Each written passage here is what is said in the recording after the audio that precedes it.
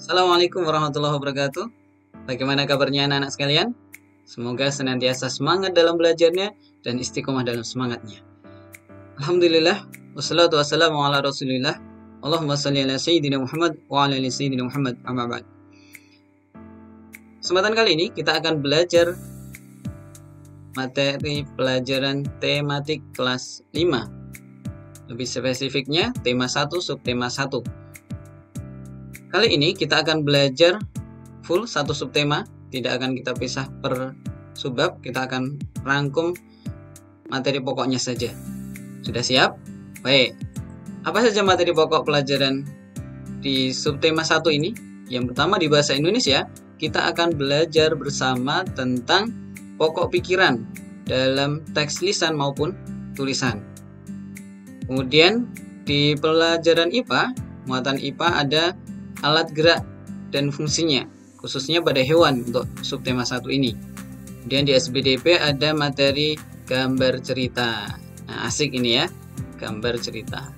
Kemudian ada materi muatan PKN, yakni nilai Pancasila dalam kehidupan sehari-hari. Dan yang terakhir dalam muatan IPS, kita akan belajar karakteristik geografis Indonesia sebagai negara maritim dan juga agraris. Oke, kita mulai. Mari kita baca bersama. Organ gerak manusia dan hewan. Salah satu ciri dari makhluk hidup adalah bergerak. Secara umum, gerak dapat diartikan berpindah tempat atau perubahan posisi sebagian atau seluruh bagian dari tubuh. Makhluk hidup akan bergerak apabila ada rangsangan yang mengenai sebagian atau seluruh bagian tubuhnya. Gerak pada manusia dan hewan menggunakan organ gerak yang tersusun dalam sistem gerak. Organ gerak berguna untuk berjalan, berlari, melompat, meloncat, memegang, menggali, memanjat, berenang, dan sebagainya. Organ gerak pada hewan dan manusia memiliki kesamaan. Alat-alat gerak yang digunakan pada manusia dan hewan ada dua macam, yaitu alat gerak pasif berupa tulang dan alat gerak aktif berupa otot. Kedua alat gerak ini akan bekerja sama dalam melakukan pergerakan. Kerjasama antara kedua alat gerak tersebut membentuk suatu sistem yang disebut sistem gerak. Tulang disebut alat gerak pasif karena tulang tidak dapat bergerak dengan sendirinya.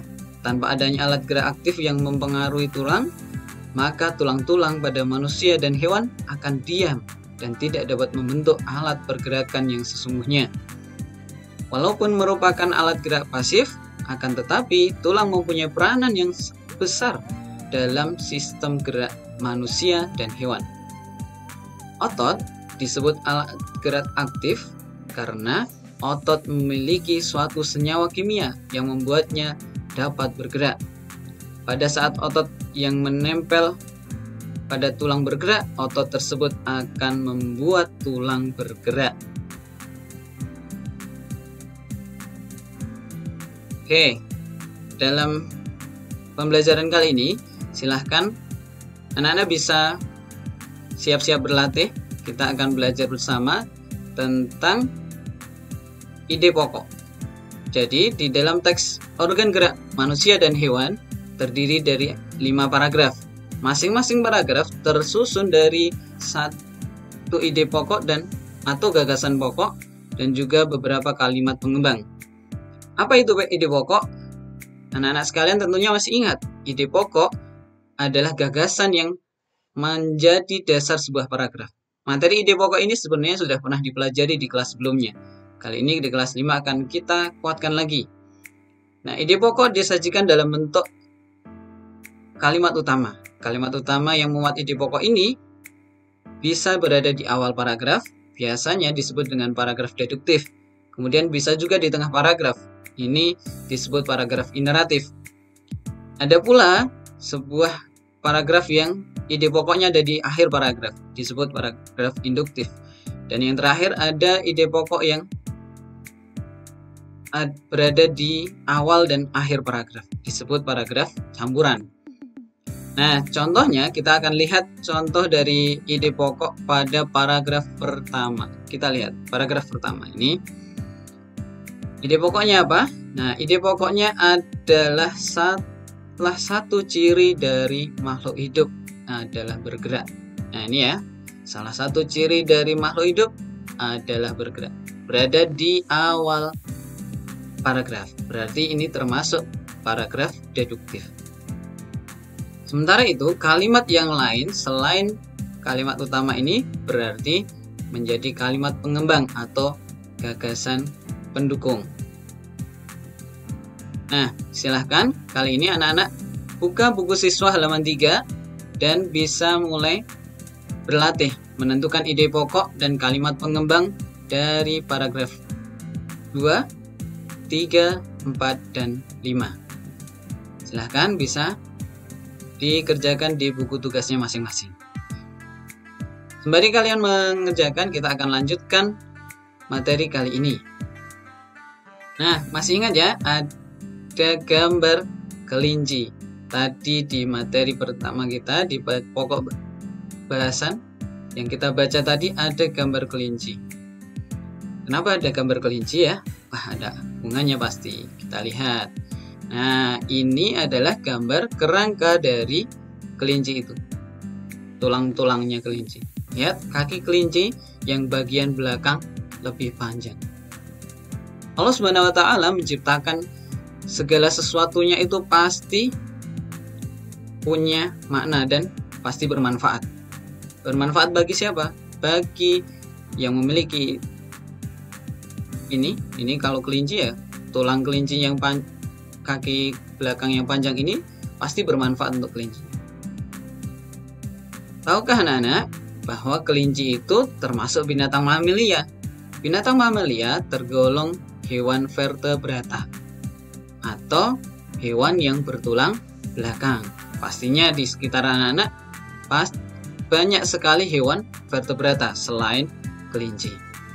Kita lihat hewan bertulang belakang ini, kelinci ya, punya kaki yang panjang di belakang. Apa fungsinya? Nah, ternyata kaki kelinci itu punya fungsi sebagai organ geraknya, dan fungsi utamanya ya untuk bergerak. Dengan menggunakan kakinya yang panjang bagian belakang itu, kelinci lebih mudah untuk melakukan gerakan melompat. Nah, anak-anak sekalian, kita lanjut ya. Selain kelinci, pastinya di sekitar kita ada banyak sekali hewan vertebrata. Nah, kita akan lihat apa saja contohnya yang akan kita bahas hari ini. Oke, yang pertama ada ikan. Siapa yang suka makan ikan? Nah, sehat loh, insya Allah. Manfaat. Nah, kemudian ada katak, ciptaan Allah juga. Kemudian ada burung, ular, kadal, dan kambing. Nah, kita akan lihat anak-anak sekalian apa nama organ gerak dari setiap hewan, contoh-contoh hewan ini. Yang pertama ikan. Ikan punya nama organ geraknya sirip. Fungsinya untuk apa? Untuk memudahkan gerak ikan di dalam air.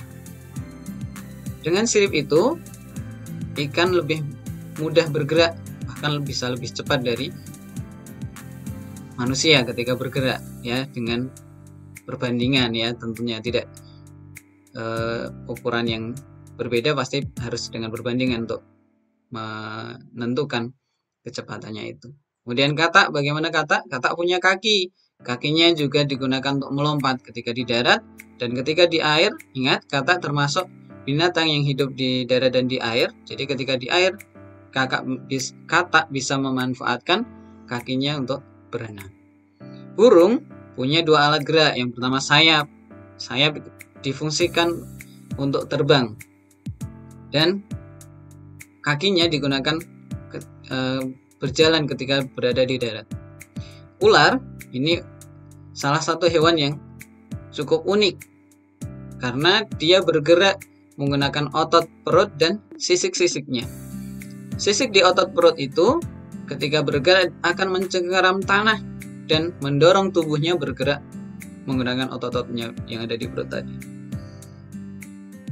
Kadal menggunakan kakinya untuk berjalan Dan kambing juga menggunakan kakinya untuk berjalan. Nah, ngomong-ngomong tentang kambing, tentunya kita masih ingat bahwa di bulan Zulhijjah kita disunahkan untuk berkurban. Yuk, yang sudah punya niat berkurban, kita luangkan, kita manfaatkan kesempatan berkurban ini. Ajak keluarga kita, ajak saudara kita untuk berkurban. Insya Allah barokah manfaat dunia akhirat. Baik, kita lanjutkan anak-anak sekalian. Nah, kali ini Pak Guru menyajikan dua gambar. Adakah perbedaan dari dua gambar ini? Tentunya ada ya. Yang pertama gambar kelinci, yang kedua adalah gambar siput. Dua-duanya makhluk ciptaan Allah. Dan kita masih ingat bahwa salah satu ciri makhluk hidup adalah bergerak. Kelinci tadi sudah kita bahas, bergeraknya dengan kakinya, melompat. Sementara siput, bagaimana siput? Geraknya kok berbeda? Baik, kita bahas tentang siput kali ini. Nah, ini anak-anak gambaran dari kerangkanya siput. Wah, siput tidak punya tulang. Wah, berarti berbeda dengan kelinci tadi kan? Nah, siput ini disebut juga hewan avertebrata atau invertebrata. Hewan yang tidak memiliki tulang belakang.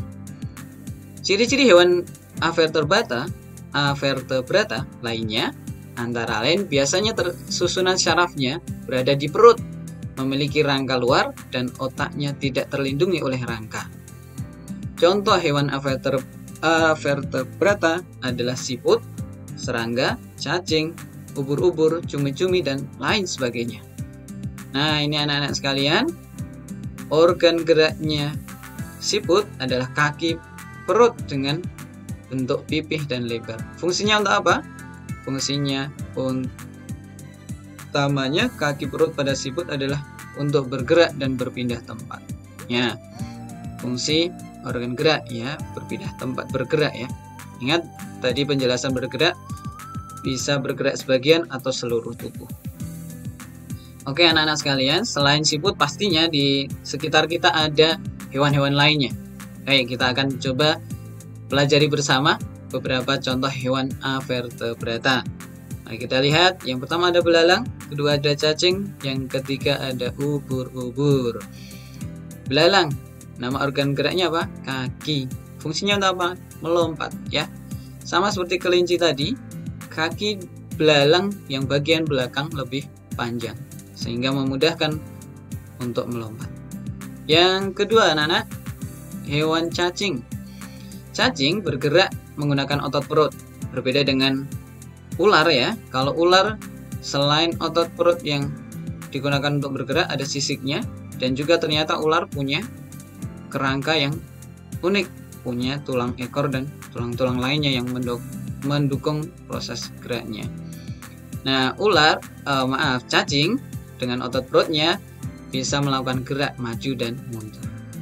Kalau ubur-ubur bagaimana? Ubur-ubur tidak menggunakan kaki atau otot perut, tapi menggunakan tentakel namanya alat geraknya. Tentunya bergeraknya di air bukan di darat. Oke, kita lanjutkan.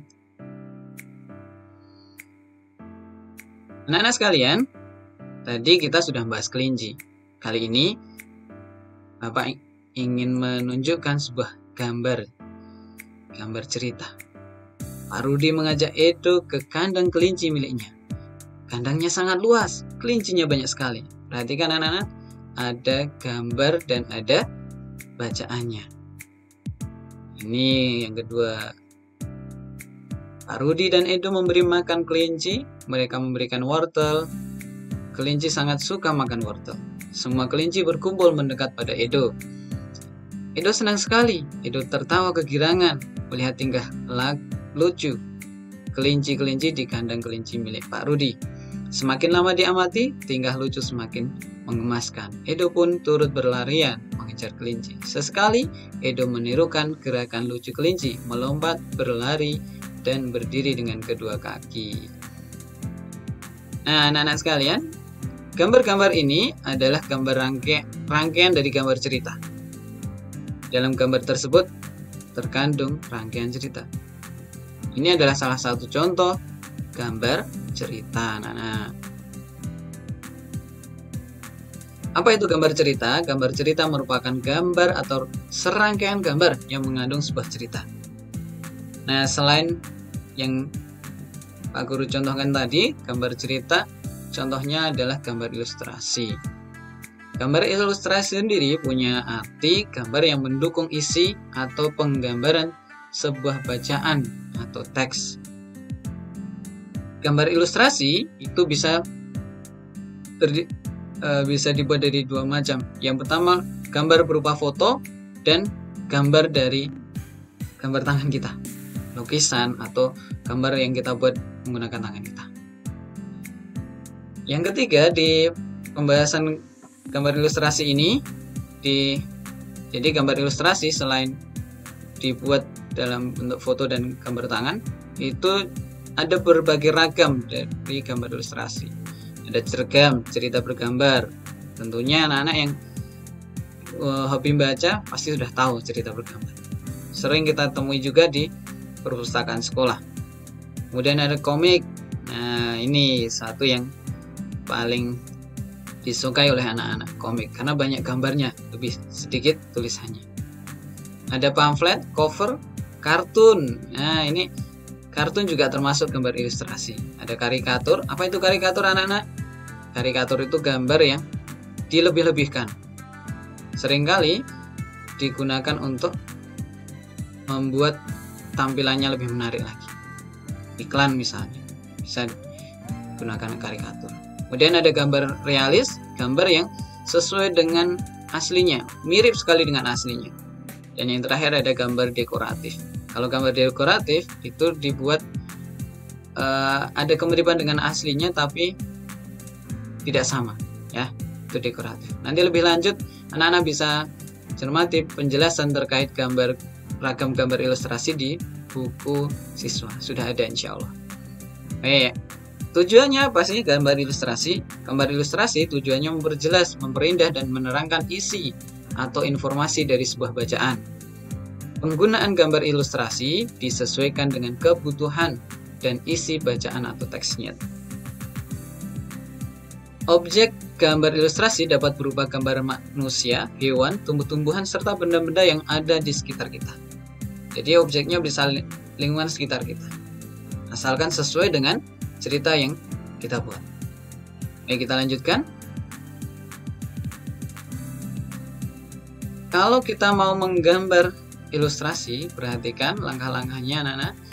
Yang pertama, sebelum menggambar, tentukan dulu gagasannya. Kenapa harus tentukan gagasannya? Agar gambar kita sesuai dengan apa yang tulisan yang ingin kita buat. Gagasan bersumber dari bacaan dan seterusnya bisa kalian baca sendiri. Jadi sebelum gambar, tentukan gagasannya, siapa yang akan ada di dalam gambar itu dan bagaimana suasananya, itu harus disiapkan dari awal sebelum kita memulai menggambar. Itu anak-anak sekalian. Yang kedua, buatlah sketsa. Sketsa adalah rancangan gambar yang dibuat sesuai dengan gagasan tadi. Jadi setelah punya gagasan, kita tentukan sketsa kita. Mau seperti apa? Gitu. Nah, ketika membuat sketsa harus hati-hati.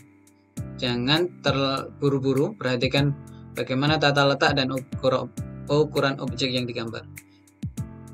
Nah, Pak Guru punya cerita. Dulu ketika Pak Guru suruh buat sketsa, diminta menggunakan pensil yang ketika menekan itu tidak terlalu keras, sehingga kalau ada kesalahan bisa dihapus dengan mudah.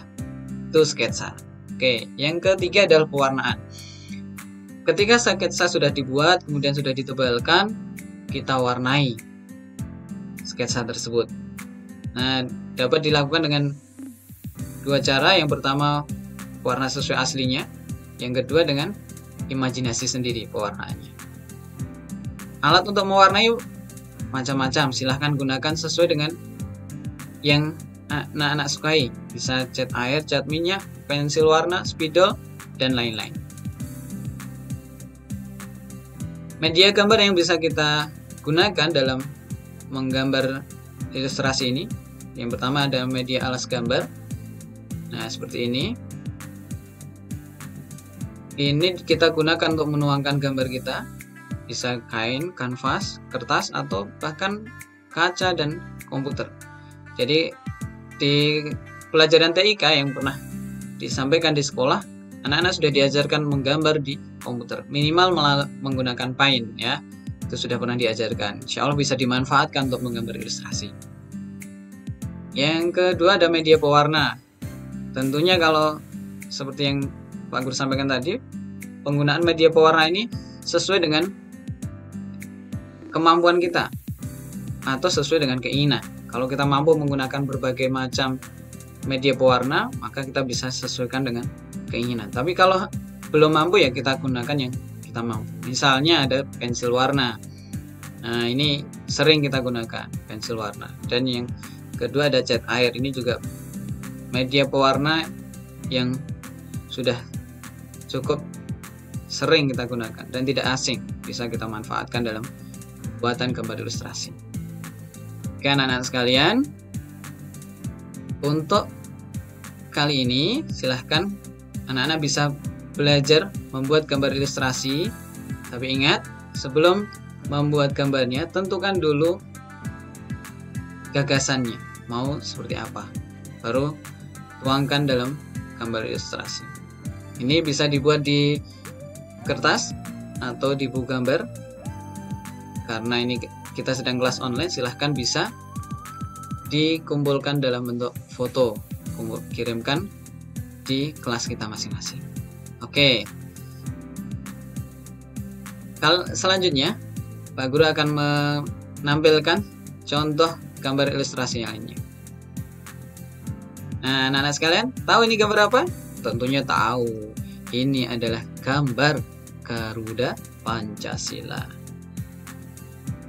Nah, kenapa saya katakan ini gambar ilustrasi? Karena kita akan manfaatkan untuk mengilustrasikan sebuah bacaan, yakni bacaan tentang nilai-nilai yang terkandung dalam sila-sila Pancasila. Pancasila sebagai dasar negara Indonesia bukan lagi sesuatu hal yang baru bagi masyarakat Indonesia. Dari zaman dahulu, nilai-nilai Pancasila memang sudah terkandung dalam kehidupan sosial budaya masyarakat kita. Nilai-nilai tersebut telah meliputi berbagai aspek kehidupan dan masih tetap dipelihara sampai saat ini. Nilai-nilai Pancasila perlu sekali kita kembangkan dalam kehidupan sosial budaya. Hal ini dimaksudkan agar tercipta suasana yang tenang, sejahtera, damai, dan aman. Tanpa nilai-nilai tersebut, kita tidak akan dapat mencapai semua ini. Ya, sekali lagi anak-anak sekalian, kita tinggal di Indonesia yang punya ideologi Pancasila. Mari kita bersama-sama mendukung, menjunjung tinggi ideologi itu, kita gunakan dalam kehidupan sehari-hari, dan insya Allah kita akan tentram di negara ini. Insya Allah. Baik, Pancasila ada 5 sila ya, seperti yang tergambar di perisainya ini. Ada 5 sila, Panca 5 sila. Sila yang pertama anak-anak, Tuhanan yang Maha Esa. Nilai-nilai apa saja yang terkandung di sila pertama ini? Nah, ini juga gambar ilustrasi anak-anak.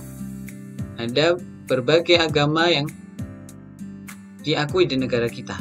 Bagaimana kita bisa menerapkan nilai ketuhanan yang Maha Esa ini? Beriman kepada Tuhan yang Maha Esa sesuai dengan agama dan keyakinan yang dianut, itu bagian kita menerapkan nilainya.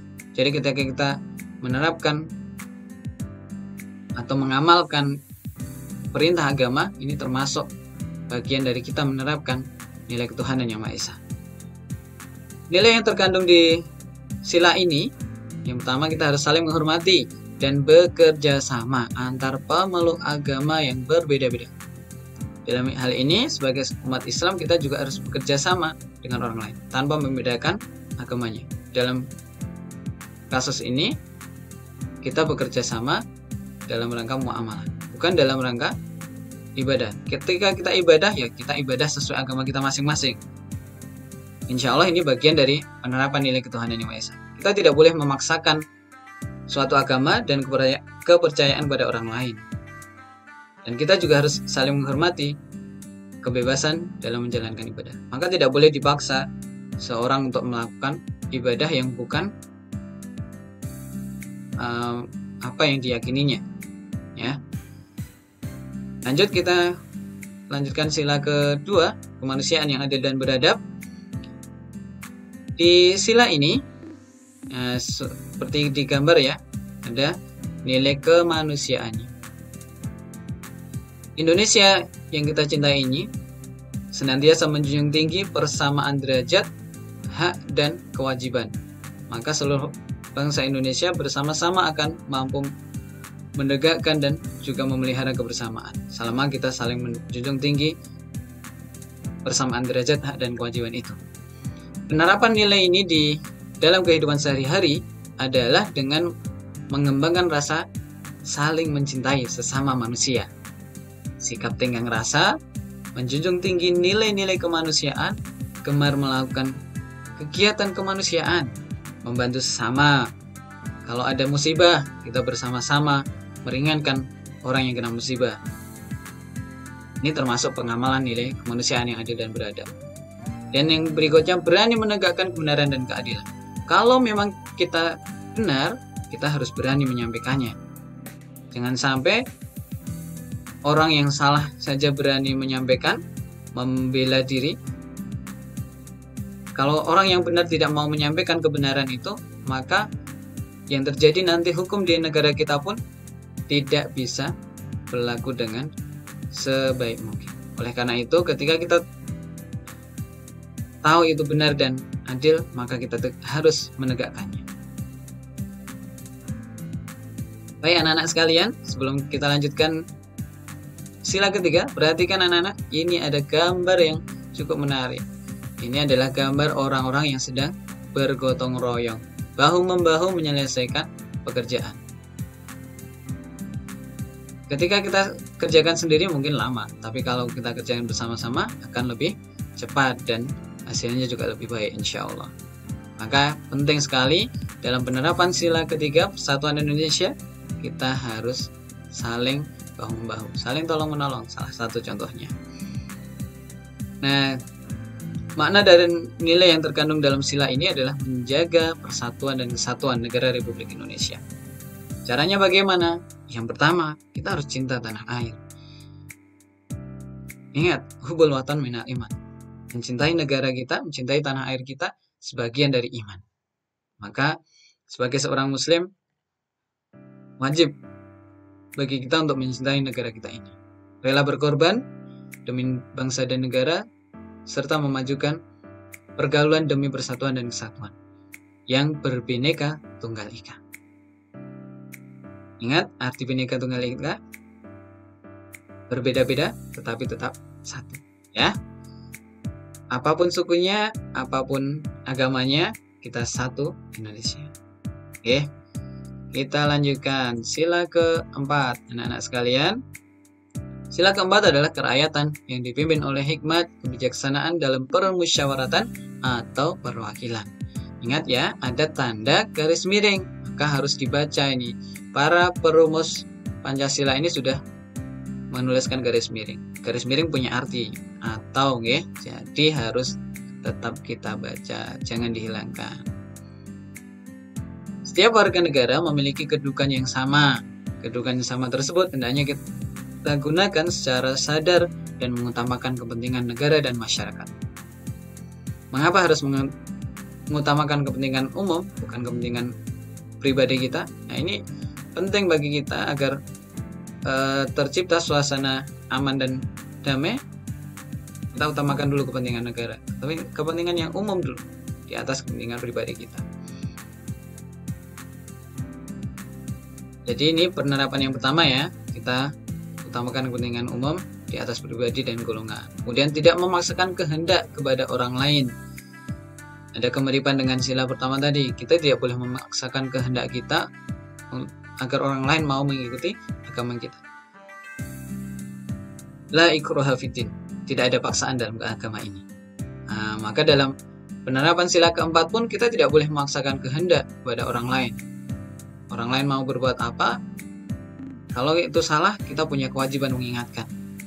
Kalau itu benar kita punya kewajiban untuk mendukungnya, tapi tidak boleh kita memaksanya. Oke, yang berikutnya mengutamakan budaya musyawarah dalam menyelesaikan masalah. Kita belajar bersama untuk bermusyawarah, untuk menyelesaikan masalah itu tidak terburu-buru. Kalau kita selesaikan masalah dari pikiran kita sendiri, bisa jadi itu hasilnya belum maksimal. Kalau kita selesaikan dengan musyawarah, maka yang ikut memikirkan masalah itu tidak hanya satu orang, tapi banyak pikiran orang di situ, dan insya Allah hasilnya lebih baik daripada kita pikirkan sendiri. Oke, dalam musyawarah juga harus ada semangat kekeluargaan.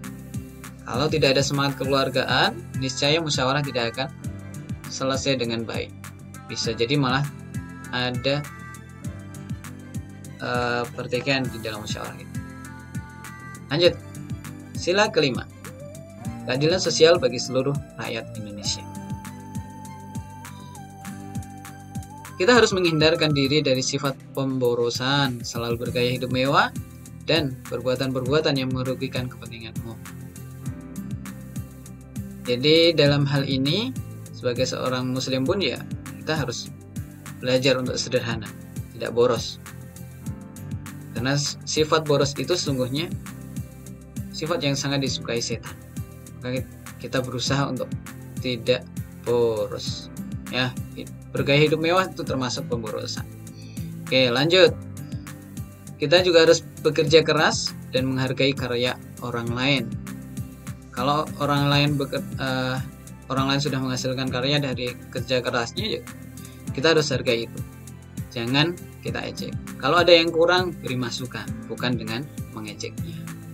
Nah, dengan hal itu, insya Allah akan terwujud sikap kebersamaan. Selain itu, untuk nilai-nilai sila kelima juga bisa dikembangkan pula dengan cara adil terhadap sesama. Ingat, kita harus adil kepada siapapun, tapi juga harus kita perhatikan adil tidak berarti sama. Misalnya orang tua kita, kalau orang tua anak-anak memberikan sesuatu antara kakak dan adik, kemungkinan berbeda. Kenapa? Karena memang sesuai dengan kebutuhannya masing-masing. Begitu pula Allah SWT dalam memberikan sesuatu pada kita, itu sesuai dengan kebutuhan kita. Kadang kita ingin sesuatu yang sudah kita impikan lama sekali, tapi Allah belum mengabulkan. Berarti di situ kita belum butuh, baru ingin saja. Kalau kita ingin sesuatu yang menjadi kebutuhan kita itu dikabulkan Allah SWT, maka jadikan itu sebuah kebutuhan. Insya Allah akan disegerakan diberikan oleh Allah SWT. Yang berikutnya, hormati hak-hak orang lain. Sama seperti yang tadi ya, tidak memaksakan kehendak, karena setiap orang punya haknya masing-masing. Dan yang berikutnya, contoh berikutnya, kita saling tolong menolong dan menghargai orang lain. Nah, ada kemiripan ya, tolong menolong mirip dengan sila ketiga tadi, saling membantu, gotong royong dan sebagainya. Oke, anak-anak sekalian, Indonesia yang kita cintai ini dengan ideologinya Pancasila, ternyata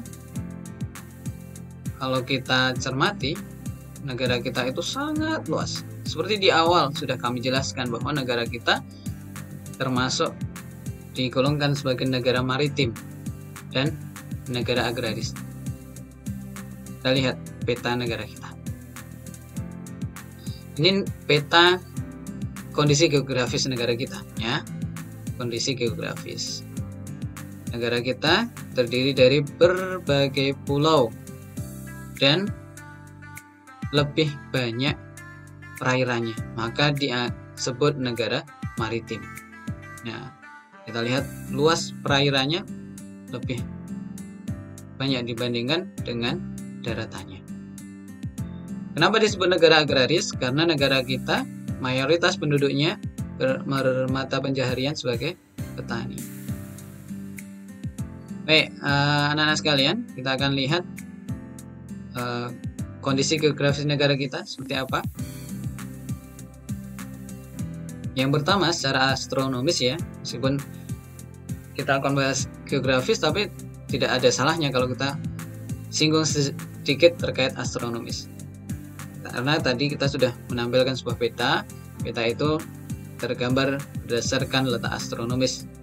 Nah, negara kita terletak pada 6 derajat lintang utara sampai 11 derajat lintang selatan dan 95 derajat bujur timur sampai 141 derajat bujur timur.